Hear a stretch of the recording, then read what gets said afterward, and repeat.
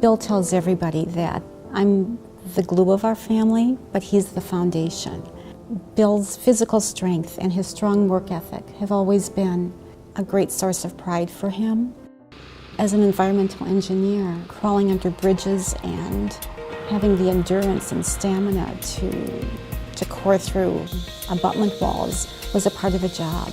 Bill could outwork guys half his age. For Bill, his job, it wasn't just income. It was a source of pride for him, and it was his social network. When Bill was getting ready for an ice fishing trip at Lake of the Woods, without warning, the room began spinning for him, and it was violent. He began vomiting, and it wouldn't stop, and he couldn't get out of the chair. We all knew that it was something really serious. Bill was diagnosed with a cerebellar stroke. We thought he'd be home in a couple of weeks, but within hours, Bill had become unresponsive. A CAT scan revealed brain swelling so significant that his brain had shifted. It burst an artery, and he was going into respiratory arrest. I knew immediately that he was dying. The neurosurgeon said that there was a high likelihood that Bill would not survive the surgery.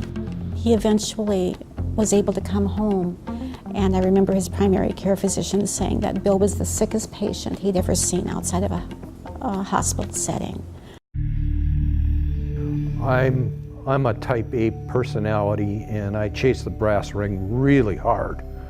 So when I had a stroke and all of a sudden the rug was pulled out for me, it was a shock. Bill was lost and confused. It bubbled over with, and it looked like anger. He was really distraught. He began threatening me, telling me that he was going to quit rehab.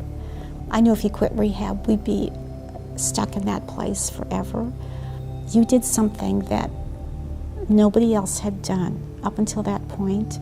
Nobody else had listened. The two of you were a team, but you know, you allowed me to join your team, which I think allowed us to really work on this together. For my independent husband, though, he felt personally attacked whenever staff expressed concerns about his ability to return to work. His job was really important to him. He still had his family, but he was missing the work piece. That was his identity. Throughout Bill's recovery, he kept saying, "I'm done. I'm not seeing that person anymore, not seeing that person anymore." But I wasn't ready to let it go. The work part meant a lot to me.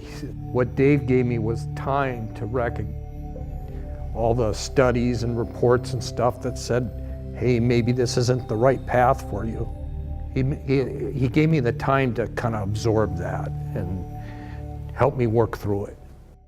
If you can start where the patient is, where Bill was at the time that I first interacted with you, look at that not with judgment, not with any type of evaluative issue. It's where are you right now? Where do you want to go? Bill didn't feel like a patient, and I didn't feel like the wife of a patient. He lost his humor after the stroke.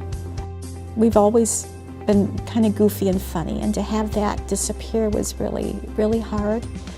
To watch him with you was really, really special for me. And at times Bill actually sounded like he was being rude because you just let him do that. It reminded me of the old Bill a little bit. How you got that out of him and nobody else did, I don't know. And you were so respectful of what was important to him, even if it sounded like it was way off target. And I think what Dave helped me understand is he was supportive and didn't close doors for me.